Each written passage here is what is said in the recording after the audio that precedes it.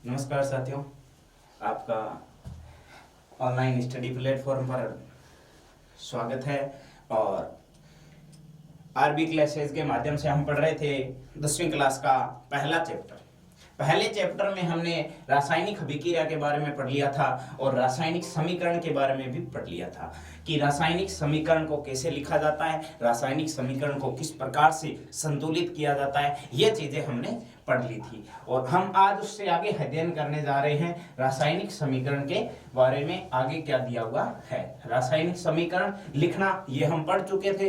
रासायनिक समीकरण को कैसे लिखा जाता है, जैसे इसमें दिया हुआ है Mg plus O2 is equal to MgO, यानी मैग्नीशियम की ऑक्सीजन के साथ अभिक्रिया करवाने पर मैग्नीशियम ऑक्साइड प्राप्त होता है।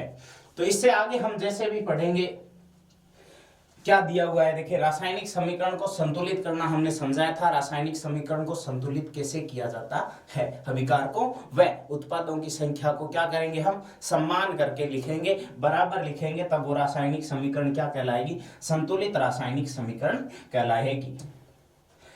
जैसे जिंक प्लस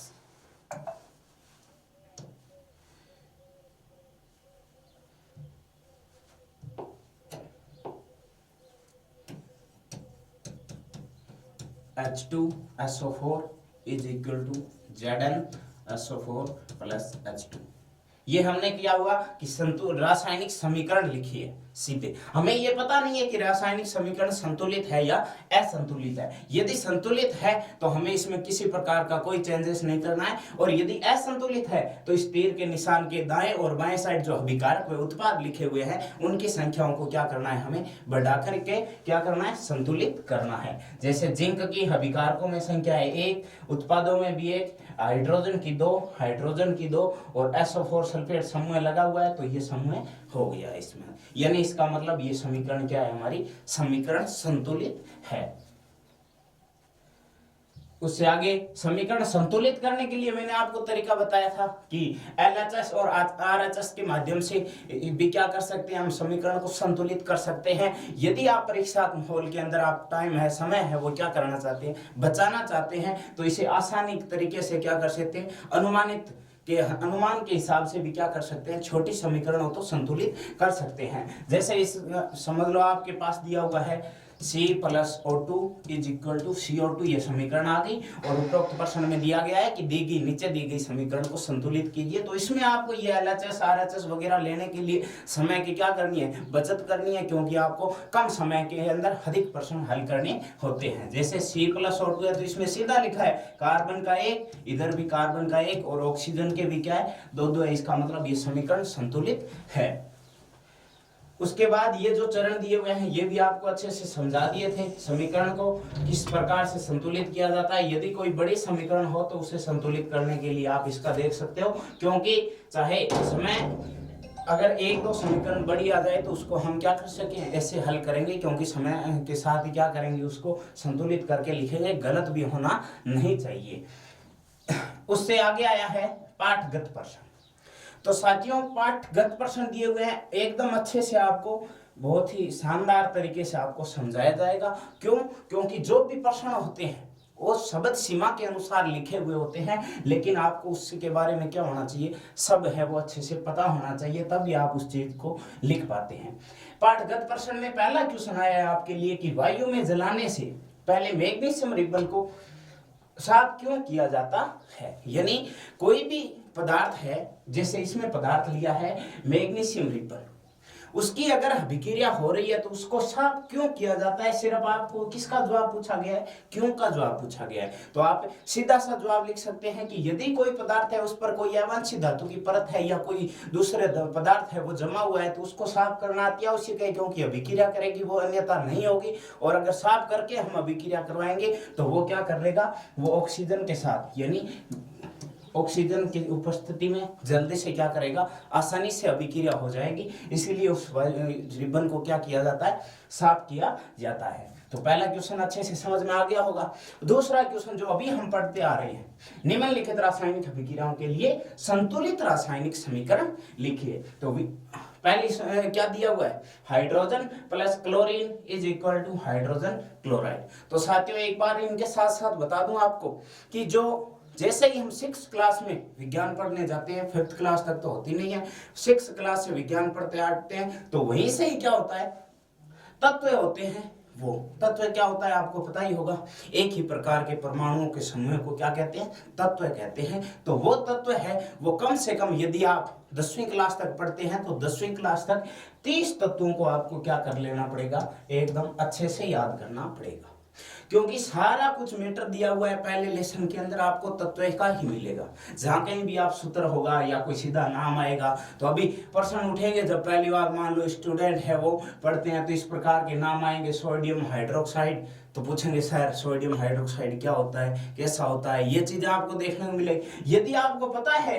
कि सोडियम एक क्या है, तत्व है, हाइड्रोक्साइड एक समूह है, ये दोनों मिलाकर के एक पदार्थ का निर्माण करते हैं, एक यौगिक का निर्माण करते हैं, उसे कहते हैं सोडियम हाइड्रोक्साइड। ऐसे ही है तो आपको क्या करने पड़ेंगे, 30 तत्व है, यानी 30 नाम है, आसानी से याद कर पाओगे। कोई भी स्टूडेंट है, चाहे वह कमजोर हो चाहे होशियार हो, ये आसानी से याद कर सकते हैं। तो अब हम क्या करेंगे, यह लिखना क्या है, हमें संतुलित समीकरण लिखनी है, किसकी, इस रासायनिक अभिक्रिया की। तो रासायनिक अभिक्रिया क्या दी हुई है, हाइड्रोजन, तो H2 हाइड्रोजन गैस हो गई, ऊपर दिया है क्लोरीन, क्लोरीन का प्रतीक चिन्ह होता है Cl is equal to hydrogen chloride HCl। ये क्या होता है, इसे हाइड्रोजन क्लोराइड या हाइड्रोक्लोरिक अम्ल भी कहते हैं। अब हमें क्या करना है, इसकी नाम दिया है ना, संतुलित समीकरण लिखनी है। हमें पता नहीं है ये समीकरण संतुलित है या असंतुलित। जैसे ही हम देखेंगे कि हाइड्रोजन की संख्या कितनी है अभिकारकों में, 1, उत्पादों में हाइड्रोजन की कितनी है, 2 है अभिकारकों में, और उत्पादों में कितनी है, 1। भिन्न की संख्या भिन्न होते ही हमें पता चल जाएगा ये समीकरण क्या है, असंतुलित। अब इसको समीकरण को संतुलित कैसे करेंगे, एक ही चीज याद रखनी है, कोष्ठक लगाओ और उसके बाहर संख्या को बढ़ा देना है। ये हाइड्रोजन की कितनी है, 2 है, तो यहाँ 2 कर दो, 2 होते ही क्या हो गया, कोष्ठक के अंदर लिखा हुआ क्लोरीन है उसकी भी संख्या बढ़ गई है, लेकिन सुविधा यहाँ है कि क्लोरीन क्या है, अलग है, इसमें भी यहाँ 2 लगाओगे, तो लगाते ही समीकरण क्या होगी, संतुलित। एक बार पुनः संतुलित करने के बाद क्या करना है, चेक कर लेना है। जैसे देखो हाइड्रोजन की 2, क्लोरीन की 2, यहाँ हाइड्रोजन की भी 2 और ये क्लोरीन की भी हो जाएगी 2। इसका मतलब ये पहला जो क्वेश्चन है, दूसरे क्वेश्चन का पहला टू क्लियर हो गई है रासायनिक समीकरण को। अगला है barium chloride. Barium chloride 2HCl दिया हुआ है, यानी हाइड्रोक्लोरिक अम्ल है। तो उसके बाद सेकंड दिया हुआ है बेरियम क्लोराइड और एल्यूमिनियम सल्फेट के साथ अभिक्रिया। तो बेरियम क्लोराइड और एल्यूमिनियम सल्फेट के साथ अभिक्रिया की हम क्या लिखेंगे, संतुलित रासायनिक समीकरण लिखेंगे। तो BaCl2, BaCl2 क्या हो गया, Ba इसका प्रतीक चिन्ह हो गया और क्लोराइड का क्या हो गया, Cl2 हो गया। नेक्स्ट क्या दिया है, एल्यूमिनियम, तो एल्यूमिनियम का प्रतीक चिन्ह क्या होता है, Al। सल्फेट है आगे, तो समूह का नाम आ जाएगा SO4। तो पहला क्वेश्चन है, वायु में जलाने से पहले मैग्नीशियम रिबन को साफ क्यों किया जाता है, क्योंकि उस पे अगर कोई अशुद्धियां होगी तो उनको हटा करके हम जो भी अभिक्रिया करवाएंगे तो वो क्या हो जाएगी, आसानी से रासायनिक अभिक्रिया हो जाएगी, इसीलिए मैग्नीशियम रिबन को साफ किया जाता है। सेकेंड क्वेश्चन है कि निम्नलिखित रासायनिक अभिक्रियाओं को संतुलित कीजिए, यानी इनको क्या करना है, समीकरण लिखनी है संतुलित। हमें क्या दी हुई है, सीधा दिया हुआ है कि hydrogen plus chlorine is equal to hydrogen chloride. तो सीधा आप क्या करोगे, इसके सूत्र लिखोगे, हाइड्रोजन H2Cl, क्लोरीन का Cl2 is equal to hydrogen chloride HCl। तो ये समीकरण क्या है, ये समीकरण है असंतुलित समीकरण। कैसे पता चला कि हाइड्रोजन के यहाँ 2 अणु हो गए और यहाँ हाइड्रोजन के 1 अणु है, और क्लोरीन के यहाँ 2 अणु है और यहाँ क्लोरीन के 2 अणु है। तो इसका मतलब क्या हो गया, इसका यहाँ पर 1 है तो दोनों में क्या है, 1 कम है, इसका मतलब ये समीकरण क्या है, असंतुलित है। और हम संतुलित कैसे करेंगे, इसके बाहर कोष्ठक लगाने के पश्चात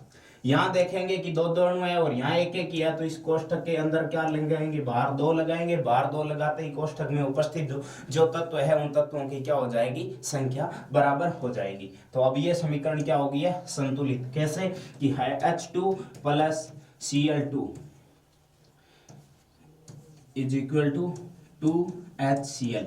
तो ये यह है वो समीकरण है संतुलित होकर के लिख दी है पहले क्वेश्चन की। दूसरे क्वेश्चन का पहला टॉपिक क्लियर है। दूसरे क्वेश्चन का दूसरा है barium chloride plus aluminium sulphate. Barium chloride और एल्यूमिनियम सल्फेट की अभिक्रिया के पश्चात बना है बेरियम सल्फेट और एल्यूमिनियम क्लोराइड। तो हम सबसे पहले हम क्या लिखेंगे कि जो भी तत्व है उसका क्या लिखेंगे, प्रतीक चिन्ह। तत्व का नाम यहाँ दिया हुआ है, क्या दिया है, बेरियम। आगे क्या दिया है, क्लोराइड। तो क्या हो जाएगा, बेरियम के लिए हम लिख देंगे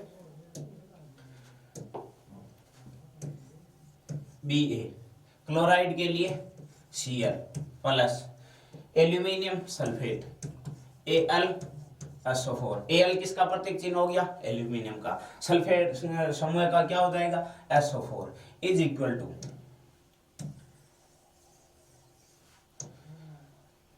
टू आगे क्या दिया हुआ है, बेरियम सल्फेट, यानी क्या हो जाएगा BaSO4 प्लस आगे क्या दिया है, एल्यूमिनियम क्लोराइड AlCl। तो अब अगर हम क्या देखेंगे, इसमें यही चीज देखेंगे कि यह समीकरण क्या है, संतुलित है या नहीं है। तो इस समीकरण अगर संतुलित है तो ठीक है, अगर समीकरण संतुलित नहीं है तो हम क्या करेंगे, इस समीकरण को संतुलित लिखेंगे।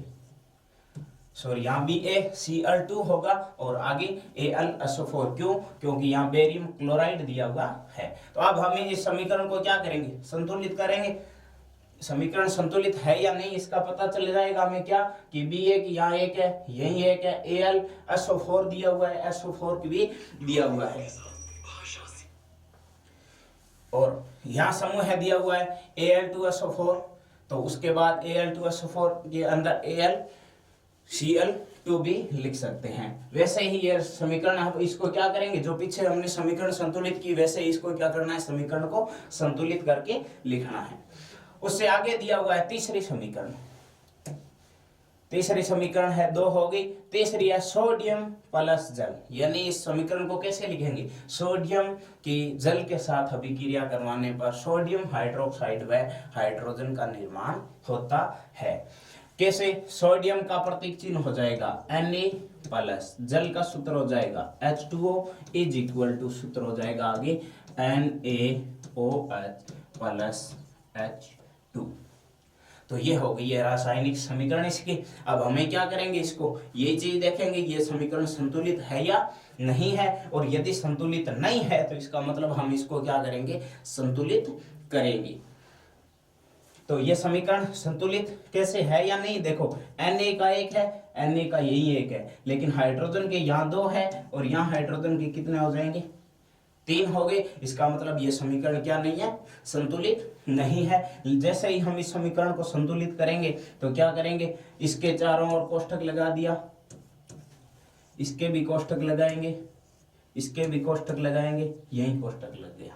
Na को एक बार संतुलित नहीं करेंगे, और इसमें क्या दिया हुआ है, 3 दिए हुए हैं। अब हाइड्रोजन के कितने हैं, यहाँ हमारे 2, तो कितनी संख्या लगाएं कि इसके क्या हो जाएंगे, 3 है दिए हुए, 3 हो जाएंगे, लेकिन यहाँ है कितने, 2 ही है। तो जैसे ही हम इसको क्या करेंगे, 2 लगा करके देखते हैं तो क्या हो जाएंगे, 2 दूने 4, यानी हाइड्रोजन के यहाँ कितने हो गए हैं, 4 हो गए हैं। और इसमें क्या दिए हुए हैं, यहाँ 2 है और यहाँ क्या है, कम है, 3 ही हुए हैं। तो इस कोष्ठक के बाहर लगाते हैं 2। अब क्या हुए हैं, 2 हाइड्रोजन के ये हो जाएंगे और 2 ये कितने हो जाएंगे, हाइड्रोजन के H बराबर 4, Na के कितने हो जाएंगे, यहाँ 2 हो जाएंगे, और ऑक्सीजन के कितने हो जाएंगे, यहाँ 2, ये साथ वाले ही। यानी कोष्ठक के बाहर, यदि मैंने पहले बताया था आपको, कोष्ठक के बाहर जो भी संख्या लगाते हैं वो कोष्ठक के अंदर उपस्थित तत्वों की संख्या हो जाती है, जितने भी तत्व हैं उनकी बराबर हो जाएगी। तो यहाँ क्या दिया है, यहाँ भी H के 4 है ही, हाइड्रोजन के 4 और ऑक्सीजन के 2, O बराबर 2, और सोडियम के यहाँ 1 ही है, तो इस कोष्ठक के बाहर लगाएंगे तो Na के कितने हो जाएंगे, दो। तो इस पे आप एक विशेष तौर पर ध्यान रखना कि जब भी कोई रासायनिक समीकरण दी हुई हो तो उसमें क्या करेंगे, हमने तो ये सीधे तौर पर लिख दिया है क्योंकि पहले क्या थी, सोडियम क्या था, संतुलित था, तो हमने सीधा कर दिया। लेकिन आप ध्यान रखना यदि कोई बड़ी समीकरण आ जाए तो उसको संतुलित करते हैं तो एक आपके चरण आएगा, उस चरण में दिया हुआ था कि यदि कोई भी रासायनिक समीकरण को संतुलित करते हैं तो उसमें हाइड्रोजन व ऑक्सीजन को छोड़कर के अन्य जो भी तत्व होंगे उन्हें सबसे पहले संतुलित किया जाता है। तो आशा करता हूं कि आपको अच्छे से रासायनिक समीकरण वाला ये प्रश्न समझ में आ गया होगा। और उससे नेक्स्ट क्वेश्चन दिया हुआ है आपके कि निम्नलिखित अभिक्रियाओं के लिए उनकी अवस्थाओं के साथ संतुलित रासायनिक समीकरण लिखनी है। मैंने कल बताया था आपको यदि कोई रासायनिक समीकरण आ जाए या उस रासायनिक समीकरण को लिखा हुआ हो तो उसे क्या लिखोगे आप, अवस्थाओं के आधार पर। तो पता होगा आपको। और एक बात पुनः बता देता हूं आपको कि रासायनिक समीकरण को यदि अवस्थाओं के आधार पर लिखते हैं तो इसी समीकरण के अंदर समझा देता हूं आपको कि सोडियम है जिस अवस्था में पाया जाता है उसमें क्या लिखा जाएगा, या हाँ, तो हमने रासायनिक समीकरण संतुलित करने वाला प्रश्न है वो हल कर लिया है। अब हम देखेंगे नेक्स्ट प्रश्न, निम्नलिखित अभिक्रियाओं के लिए उनकी अवस्थाओं के संकेतों के साथ संतुलित करना है। अच्छा, सेकेंड समीकरण बची है क्या, तो देखो रासायनिक समीकरण दी हुई है बेरियम सल्फेट वाली, तो BaCl2 यानी बेरियम क्लोराइड और Al2SO4 क्या हो जाएगा, इसके अंदर दिया हुआ है ये, तो ये इसकी रासायनिक समीकरण हो जाएगी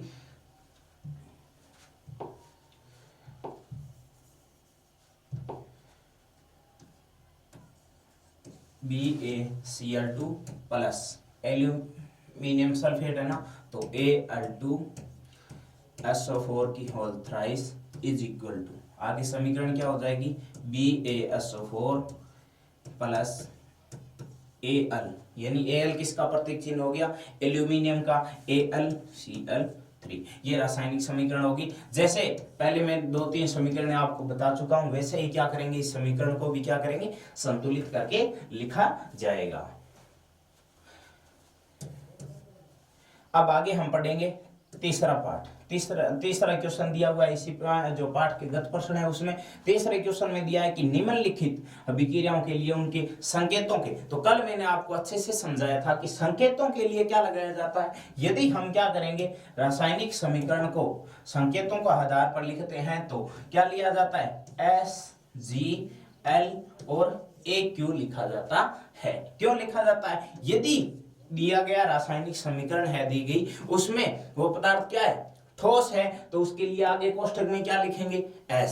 और यदि पदार्थ के अंदर दी हुई कोई गैस दी हुई है उस समीकरण के अंदर तो उस गैस के लिए क्या करेंगे, G लगाएंगे। और उस समीकरण में यदि कोई पदार्थ लिक्विड द्रव्य के रूप में, जैसे मान लो H2O आया है तो H2O के कोष्ठक में नीचे क्या लिखेंगे, L लिखा जाएगा। और यदि जलीय विलयन है तो उसके लिए क्या लिखा जाएगा, AQ लिखा जाएगा। तो अच्छे से समझ में आ गया होगा। ये जो ऊपर हमने हल कर ही लिया है इसको क्या करना है, बेरियम क्लोराइड BaCl2 और सोडियम सल्फेट Na2SO4 विलयन के लिए विलयन अभिक्रिया करके सोडियम क्लोराइड व का विलयन तथा अघुलनशील, जो क्या होता है, अघुलनशील किसे कहते हैं या घुलनशील कौन सा होता है, घुलनशील वे पदार्थ होते हैं जो क्या करते हैं, जल के अंदर पूर्णतः घुल जाते हैं वो घुलनशील, और जो जल में पूर्णतः नहीं घुलते हैं वो पदार्थ कहलाते हैं अघुलनशील पदार्थ। दूसरी है सोडियम हाइड्रोक्साइड का विलयन जल में हाइड्रोक्लोरिक अम्ल, यानी हाइड्रोक्लोरिक अम्ल का सूत्र होता है HCl, उसके विलयन में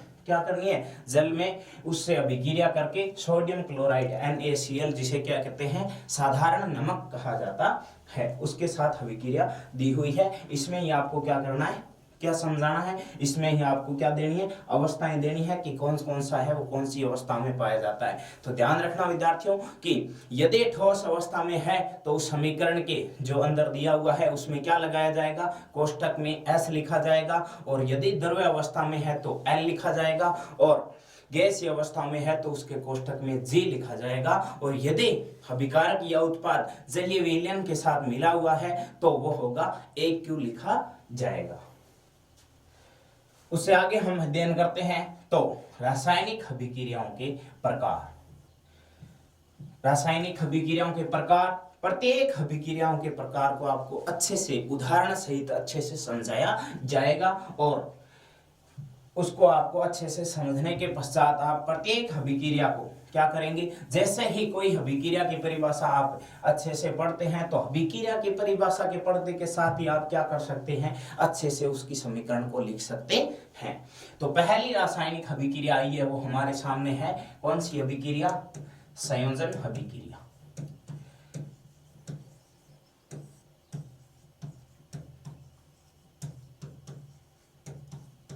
पहले आपको मैं बता देता हूं कि संयोजन अभिक्रिया कहते किसे हैं। यदि आपको परिभाषा समझ में आ जाएगी तो एकदम आसानी से आपको पहले जैसे मैंने बताया है वैसे के वैसे आप क्या कर दोगे, उस रासायनिक अभिक्रिया का उदाहरण लिख पाओगे। जैसे संयोजन, संयोजन का अर्थ ध्यान रखना विद्यार्थियों, संयोजन का अर्थ होता है जुड़ना। इसमें जुड़ने का मतलब है इसमें क्या करेंगे, दो आपस में क्या करेंगे, दो अभिकारक है वो जुड़ेंगे।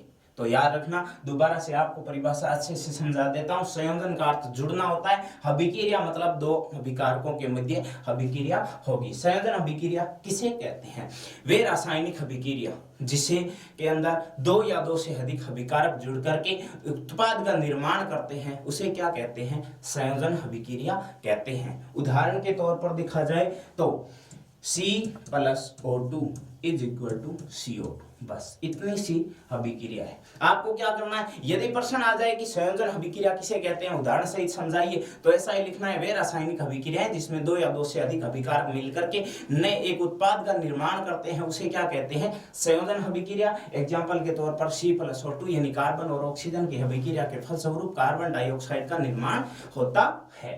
यह हुई आपके साथ पहली अभिक्रिया। दूसरी अभिक्रिया, दूसरी अभिक्रिया इसके विपरीत है। संयोजन का अर्थ क्या था, जुड़ना बताया। उसके बाद देखो दूसरी अभिक्रिया है वियोजन अभिक्रिया। तो सबसे पहले परिभाषा आ जाएगी कि वियोजन अभिक्रिया किसे कहते हैं, तो वे रासायनिक अभिक्रिया जिसमें, ध्यान रखना, वे रासायनिक अभिक्रिया जिसमें एक अभिकारक टूट करके यदि दो या दो से अधिक उत्पाद का निर्माण करता है तो उसे क्या कहते हैं, वियोजन अभिक्रिया कहते हैं। समझ में आ गई होगी, एक बार पुनः रिपीट करता हूं आपकी, वे रासायनिक अभिक्रिया जिसमें एक अभिकारक टूट करके दो या दो से अधिक उत्पाद का निर्माण करते हैं उसे वियोजन अभिक्रिया कहते हैं। उदाहरण के तौर पर आपको बता दूं, CaCO3 = CaO+CO2, यह है वियोजन अभिक्रिया का उदाहरण। कैल्शियम कार्बोनेट जो अभिक्रिया के फलस्वरूप विभाजित होकर के, वियोजन का अर्थ होता है टूटना, टूट करके दो या दो से अधिक उत्पाद का निर्माण किया है जिसमें कैल्शियम ऑक्साइड और कार्बन डाइऑक्साइड का निर्माण हुआ है। ये आपके दो अभिक्रियाएं हैं वो कंप्लीट हो गई है। दूसरी, उससे आगे तीसरी रासायनिक अभिक्रिया आई है, वो है रासायनिक अभिक्रिया विस्थापन अभिक्रिया। क्या नाम दिया हुआ है, तीसरी रासायनिक अभिक्रिया है वो है विस्थापन अभिक्रिया। वही प्रश्न है जो पहले है, दो अभिक्रियाओं के मैंने बताए हैं कि विस्थापन अभिक्रिया किसे कहते हैं। तो विस्थापन अभिक्रिया किसे कहते हैं, तो ध्यान रखना, अच्छे से परिभाषा बोल रहा हूं। अगर आपको ये एक बार में समझ नहीं आए तो इस वीडियो को आप स्लो क्वालिटी के अंदर या धीमे करके भी आसानी से समझ सकते हैं। उसके बाद भी अगर समझ में नहीं आए तो इस आरबी क्लासेज जो ऐप है इस पर, या आरबी क्लासेज चैनल है, इसके माध्यम से आप आसानी से दोबारा रिपीट करके पढ़ सकते हैं। और आरबी क्लासेज ऐप पर आपको ये जो पढ़ाई गई चीजें हैं इसमें ही हस्तलिखित नोट्स आपको अच्छी सुविधा के साथ उपलब्ध करा दिए जाएंगे। उसमें वही चीज होगी जो मेरे द्वारा पढ़ाई गई है वो हस्तलिखित के रूप में आपको मिलेगी और अच्छे परिणामों के लिए अच्छी हस्तलिखित नोट्स आपको उपलब्ध हो जाएंगे। अब है विस्थापन अभिक्रिया। विस्थापन अभिक्रिया का अर्थ अब मैं बताऊंगा आपको परिभाषा, जैसे वियोजन संयोजन की बताई थी वैसे ही विस्थापन अभिक्रिया किसे कहते हैं, वे रासायनिक अभिक्रियाएं जिसमें, एक ही बात ध्यान रखना, अधिक क्रियाशील तत्व कम क्रियाशील तत्व को क्या कर देता है, विस्थापित यानी अपने स्थान से परिवर्तित कर देता है या बदल देता है। तो वे रासायनिक अभिक्रियाएं जिसमें अधिक क्रियाशील तत्व क्या कर देता है, कम क्रियाशील तत्व को विस्थापित कर देता है उसे विस्थापन अभिक्रिया कहते हैं। जैसे हमने पहले लिखी थी, क्या लिखी थी, barium chloride is equal to क्या लिखी थी, एल्यूमिनियम सल्फेट। आगे उसके बाद रासायनिक अभिक्रिया एक बार पुनः लिख के बता देता हूं आपको। किसका उदाहरण, विस्थापन उदाहरण। विस्थापन अभिक्रिया की परिभाषा तो समझ में आ गई होगी। वे रासायनिक अभिक्रियाएं जिसमें अधिक क्रियाशील तत्व कम क्रियाशील तत्व को क्या कर देता है, विस्थापित कर देता है, उसे विस्थापन अभिक्रिया कहते हैं। अब विस्थापन अभिक्रिया का एग्जाम्पल एक बार यही देखो, आप लिख देंगे BaCl2 प्लस AlSO4 की whole thrice is equal to BaSO4 plus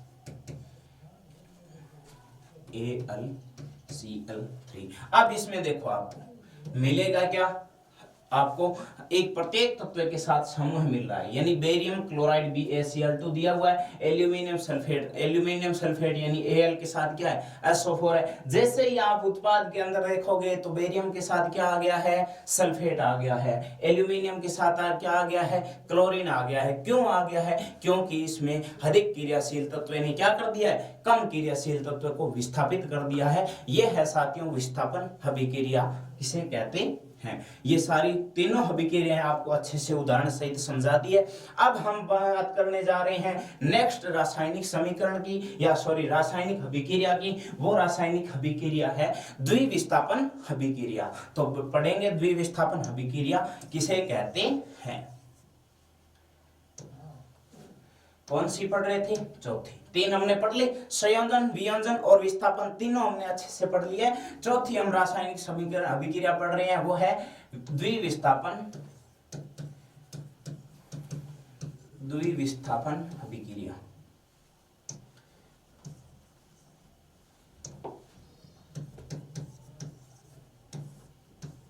द्विविस्थापन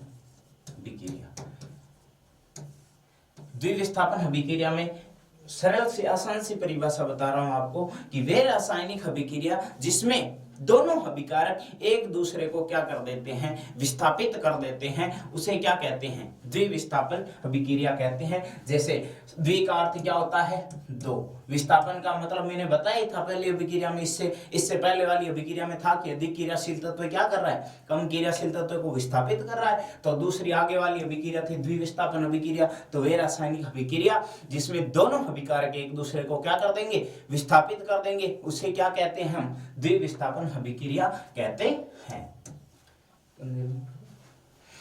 द्विविस्थापन अभिक्रिया का एग्जाम्पल हम समझेंगे। द्विविस्थापन अभिक्रिया परिभाषा अच्छे से बता दी थी आपको, उदाहरण देखो। द्विविस्थापन अभिक्रिया का उदाहरण है कि सोडियम सल्फेट की अभिक्रिया किसके साथ, बेरियम क्लोराइड के साथ करवाने पर बेरियम सल्फेट व सोडियम क्लोराइड का निर्माण होता है। तो इसमें आप द्विविस्थापन में अच्छे से देख सकते हो, जैसे मैंने परिभाषा बोली वैसे ही दिया हुआ है कि दोनों अभिकारक, पहला अभिकारक क्या हो गया, Na2SO4, दूसरा अभिकारक हो गया BaCl2। दोनों अभिकारक एक दूसरे को क्या कर देते हैं, विस्थापित कर देते हैं, परिवर्तित कर देते हैं, या उसके स्थान को बदल देते हैं, उसे कहते हैं द्विविस्थापन अभिक्रिया। और उदाहरण दिया हुआ है सामने। अब आपको पता है कि इसमें क्या दिया हुआ है, 2 लगाया हुआ है या सब कुछ दिया हुआ है। इसका मतलब ये रासायनिक समीकरण क्या है, संतुलित है। किसके, द्विविस्थापन अभिक्रिया की ये रासायनिक समीकरण संतुलित करके लिखी हुई है। तो इसमें आप अच्छे से समझ गए होंगे। अब हम नेक्स्ट पढ़ने जा रहे हैं, वो कौन सी अभिक्रिया है, उपचयन और अपचयन अभिक्रियाएं। 4 अभिक्रियाएं हमने पढ़ ली है और 5वीं रासायनिक अभिक्रिया हम पढ़ेंगे, वो है उपचयन और अपचयन।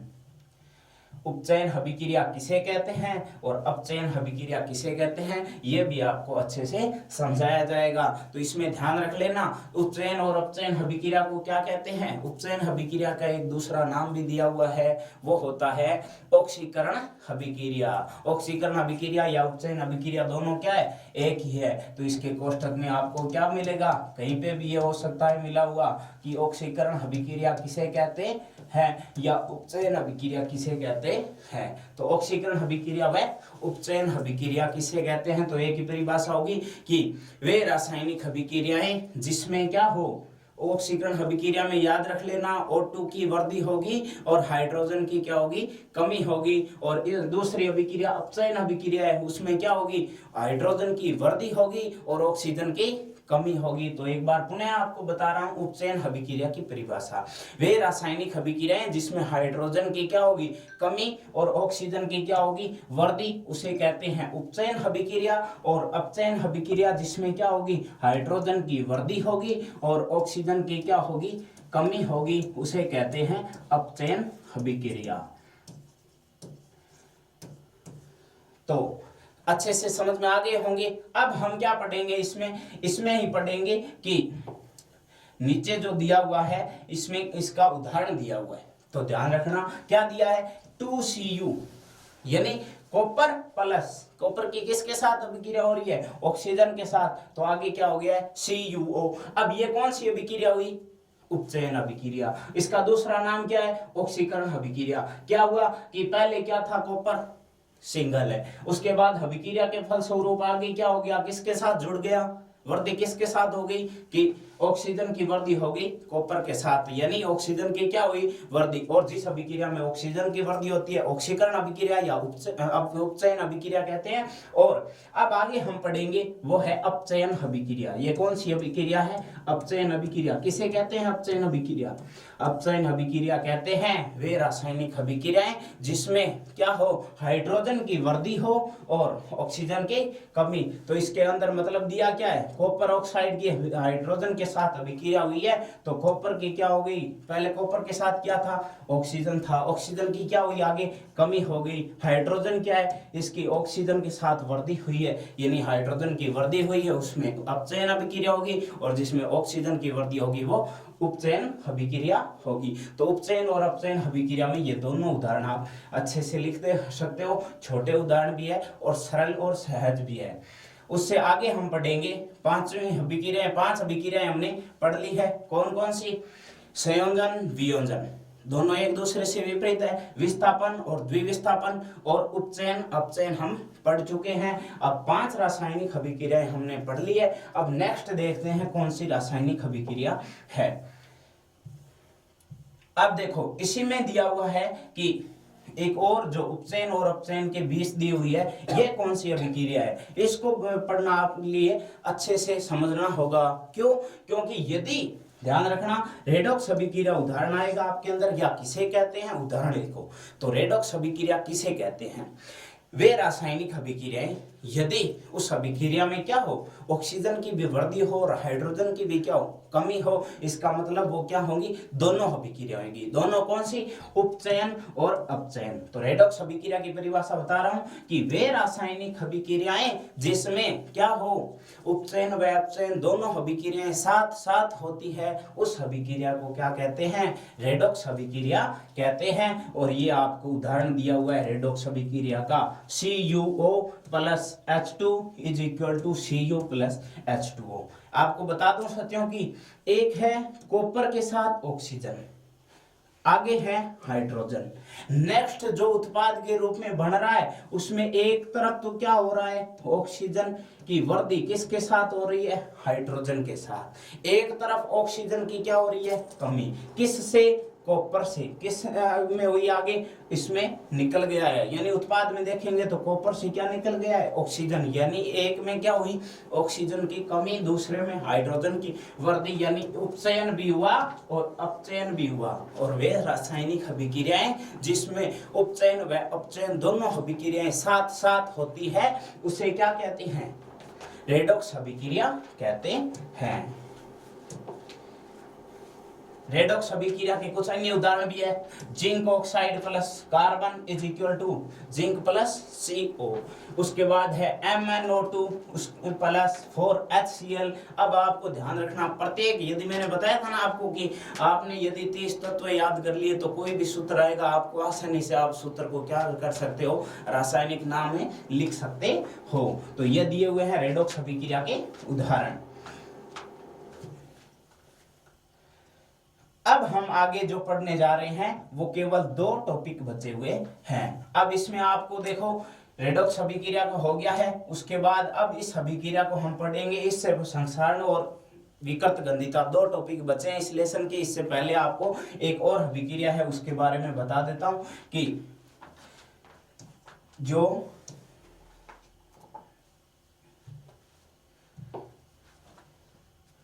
पांचवी बता दी थी, उपचयन और अपचयन। अब कौन सी अभिक्रिया बची है? ऊष्माक्षेपी व ऊष्माशोषी।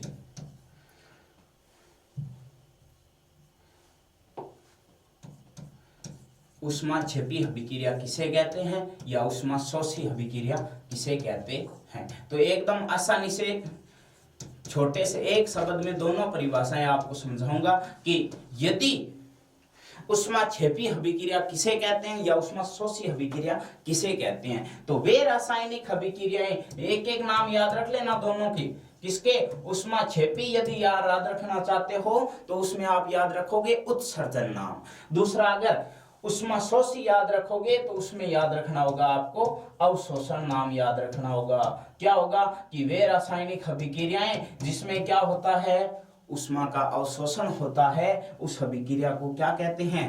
ऊष्माशोषी अभिक्रिया कहते हैं। और वे रासायनिक अभिक्रियाएं जिसमें ऊष्मा का क्या होता है, उत्सर्जन होता है, उसे क्या कहते हैं? ऊष्माक्षेपी अभिक्रिया कहते हैं। समझ में आ गई होगी परिभाषा? ऊष्माक्षेपी और ऊष्माशोषी किसे कहेंगे? वे रासायनिक अभिक्रियाएं जिसमें ऊष्मा का उत्सर्जन होता है, ऊष्माक्षेपी अभिक्रिया कहलाती है। और वे रासायनिक अभिक्रियाएं जिसमें ऊष्मा का क्या हो, अवशोषण होता है, वो अभिक्रिया क्या कहलाती है? ऊष्माशोषी अभिक्रिया कहलाती है। मंडल जी रोको एक।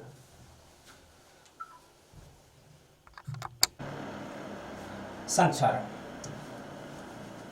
संक्षारण शब्द का अर्थ समझेंगे पहले, उसके बाद देखेंगे कि संक्षारण कहते किसे हैं। संक्षारण शब्द का अर्थ होता है कि कोई भी धातु होती है उस पर क्या होती है, अन्य धातु की या कोई अन्य पदार्थ की क्या होती है, अवांछित परत है, वो जम जाती है। उस अवांछित परत जमने की प्रक्रिया क्या कहलाती है? संक्षारण कहलाती है।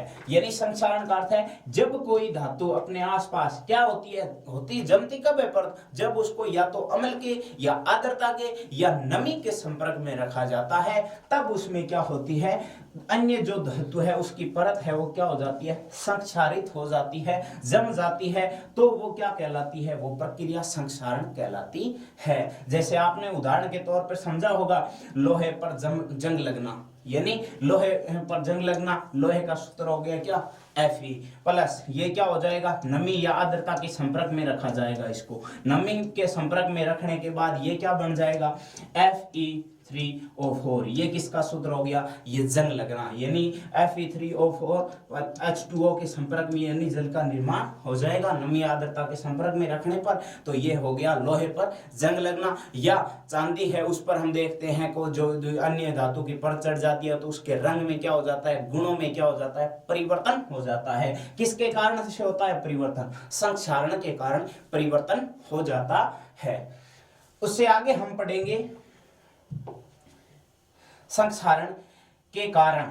अब बचाएंगे कैसे इस संक्षारण के कारण, इसको वे भी ध्यान रखना है। संक्षारण के कारण हम देखते हैं कार के ढांचे या पुल, लोहे की रेलिंग, जो अनेक पदार्थ जो प्रकृति में मौजूद पदार्थ है वो यदि संक्षारित हो गए हैं तो उसके रंग में वगैरह में क्या आ जाते हैं, परिवर्तन आ जाते हैं। जैसे आपने देखा होगा, यदि कोई मूर्ति या कोई ताजमहल या कोई भी है पदार्थ वो अगर संगमरमर के पत्थर से बना हुआ है तो वो क्या हो जाता है, संगमरमर पत्थर है, वो क्या हो जाता है, किसी अवांछित पदार्थ या दूसरे पदार्थों के यदि संपर्क में आता है तो वो भी क्या हो जाता है, संक्षारित, यानी उसके रंग में क्या हो जाता है, परिवर्तन हो जाता है। वो क्या होगा, संगमरमर भी क्या हो जाता है, संक्षारित हो जाता है। तो वो क्या है, एक प्रकार से ये हमारे लिए क्या है, सामाजिक या तौर पर देखा जाए तो ये एक प्रकार से क्या है, गंभीर समस्या है। हम देखते हैं लोहे वगैरह ये जो धातुएं हैं इनकी क्या की जाती है, अनेक प्रकार अनेक संसाधनों के रूप में उपयोग किया जाता है। और कम समय में यदि बरसात का मौसम हो या कोई अन्य जो माध्यम से उस पर अगर नमी के संपर्क में आ जाती है तो वो क्या हो जाता है, वो जंग लग जाता है उसमें। तो इस प्रकार से ये क्या है, संक्षारण है, क्या है, एक प्रकार से गंभीर समस्या भी है। और अगर इससे अधिक जानकारी हम प्राप्त करेंगे तो जो तीसरा लेसन हम पढ़ेंगे धातु या धातु बारे में, तो उसमें भी क्या करेंगे, संसारण से संबंधित उससे बचा कैसे जा सकता है उसके उपाय भी हम पढ़ेंगे। जैसे मान लो अभी मैंने बताया आपको कि लोहे पर जंग लगना, ये क्या हुई, संसारण की अभिक्रिया। तो लोहे पर जंग लगना है, अगर लोहे को हमें क्या करना है, उस संसारण होने से क्या करना है, बचाना है, तो हम क्या करेंगे, हम उसको बचाने के लिए हम देखते हैं कि लोहे पर क्या करते हैं, पेंट करके, या दूसरे धातु है उस पर हम क्या करते हैं, ग्रीस लगा करके, अनेक कारण है या उनके उपाय है, उनके माध्यम से हम क्या बचा सकते हैं, उसको संसारित होने से बचा सकते हैं।